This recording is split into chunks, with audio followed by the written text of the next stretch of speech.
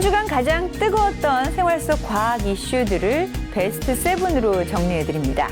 여러분 안녕하세요. 간추린 뉴스 사이언스톡의 이시연입니다. 사람들의 관심을 많이 받은 이슈 검색어부터 살펴보도록 할게요. 이번 주 역시 메르스 관련 뉴스가 가장 많았죠. 그 밖에 핑크 비아그라, 휴보 쾌거, 한인 천재소녀 등이 눈에 띄는데요. 과연 어떤 뉴스들인지 7위부터 만나보겠습니다. 7위, 여성용 핑크 비아그라 승인 임박. 1조 6천억 원대 세계 시장으로 성장한 남성용 비아그라. 그렇다면 여성용 비아그라는 없을까요? 지난 2010년 미국의 한 제약회사가 여성용 성기능 치료제인 일명 핑크 비아그라를 개발했습니다. 이 약은 뇌에서 식욕과 감정에 관련된 화학물질의 작용, 성적 욕구를 개선하는 것으로 알려져 있는데요. 하지만 여성용 비아그라의 FDA 승인은 번번이 미뤄졌습니다. 약의 효능으로 얻을 수 있는 이익에 비해 부작용으로 인한 피해가 더 크다는 이유 때문이었습니다. 일각에선 여성의 성욕을 금기시하는 성차별적 시각이 한몫했다는 지적도 나왔습니다.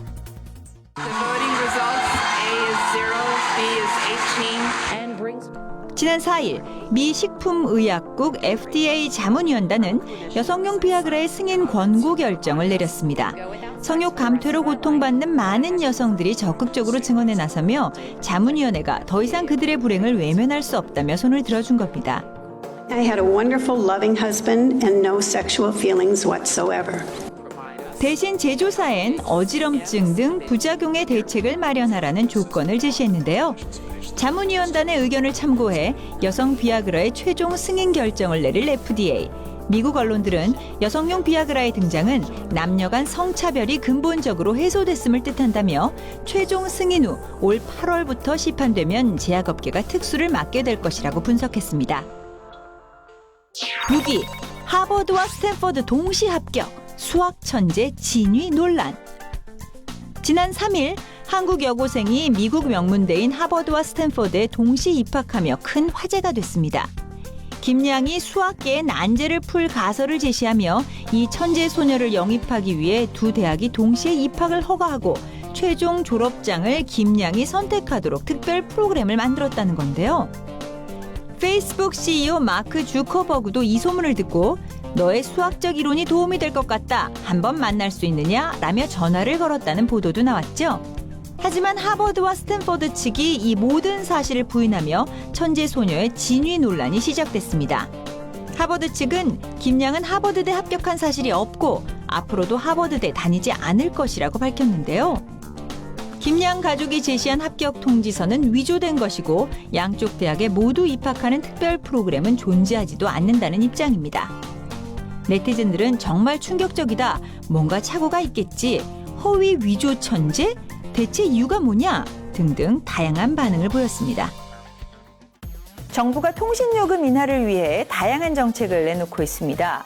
요금 할인제, 인가제 폐지, 제사 이동통신 출범 등 대대적인 지각 변동이 예고되는데요. 이번 주 통신 시장에 화제가 된 뉴스들을 모아봤습니다.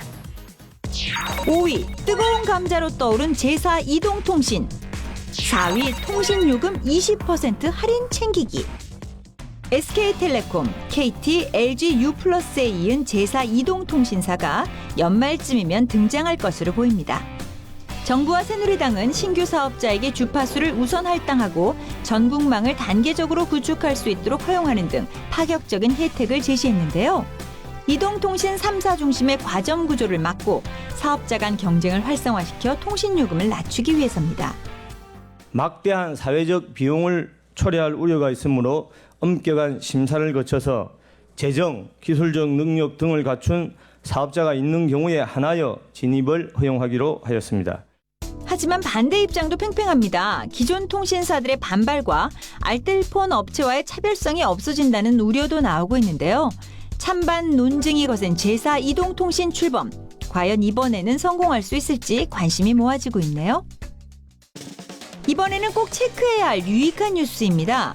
지난 10월 단말기 유통구조 개선법을 시행하며 미래부가 요금 할인 제도를 도입했죠. 휴대전화를 개통하며 지원금을 받지 않는 대신 요금 할인 제도를 선택, 매월 통신요금을 12% 할인받는 건데요. 이동통신사 지원금을 받지 않는 자급제폰이나 중고폰, 약정 할인이 끝난 장기간 사용폰 등이 할인 혜택 대상자입니다. 미래부는 고객 혜택을 늘리기 위해 6월 말까지 요금 할인폭을 12%에서 20%로 상향했는데요.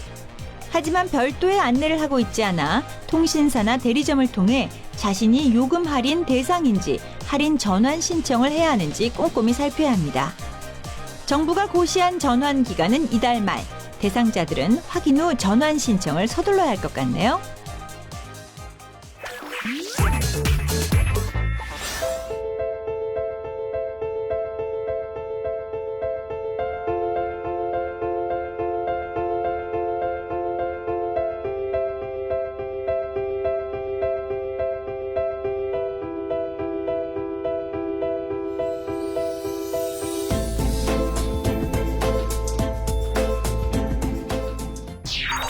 발암물질 검출 26개 제품 공개. 산업통상자원부 국가기술표준원은 실생활에서 사용 빈도가 높은 생활용품 316개에 대한 안전성 조사를 실시했는데요. 구두, 벨트, 핸드백 등 26개 제품에서 허용치를 넘는 유해물질이 검출됐습니다. 그중 12개 가죽 제품에서는 피부염이나 유전자 손상을 유발하는 발암물질이 기준치의 1.5배에서 53배까지 초과 검출됐는데요. 국가기술표준원은 엔텍스라인, 제미앤F, 텐디, 엘칸토, 망고코리아 등 해당 제품을 제품안전정보센터에 공개하고 위해성이 드러난 26개 제품에 대한 리콜 조치를 내렸습니다. 우리 기술로 만든 사람을 닮은 로봇 휴보가 세계 최고의 재난 로봇으로 등극했네요. 사람처럼 뭐든지 척척 해낸다는 휴보. 과연 어떤 모습일지 화면으로 만나보시죠. 2위, 세계를 제패한 우리 로봇 휴보. 사람처럼 두 발로 계단을 오르고 능숙한 솜씨로 자동차를 운전합니다. 어려운 밸브까지 척척 잠그는 이 로봇. 바로 한국 카이스트 연구팀이 개발한 인간형 로봇 휴보입니다. 지난 5일 휴보가 미국에서 열린 세계 재난 로봇 경진대회에 참가했는데요. 전 세계 유명 로봇팀들을 제치고 우승! 세계 최강 재난 로봇의 타이틀을 거머쥐었습니다. 그중에서 저희가 좋은 성적을 냈다는 것은 그들과 거의 이제 대등한 수준에서 어깨를 나란히 하고 로봇 기술 선진국의 일원이 될 수 있다 하는 이런 자격을 가졌다는 이런 느낌을 받습니다. 로봇 선진국 앞에서 한국의 저력을 보여준 인간형 로봇 휴보. 앞으로 재난재해 현장에서 사람 대신 눈부신 활약을 해주기를 기대해봅니다. 1위, 한국 메르스. 외신의 반응은? 외신들은 한국의 메르스가 빠르게 확산하는 것이 병명 확진을 위해 환자들이 병원 순례를 다니고 환자 옆에서 떨어지지 않는 독특한 한국의 병간호 문화 때문이라고 지적했습니다. 또 시민들이 과도하게 불안해하는 것에 대해서도 우려를 표시했는데요. 국제적 과학학술지 사이언스지의 편집장인 마르틴 앤서링크의 인터뷰도 눈길을 끌었습니다.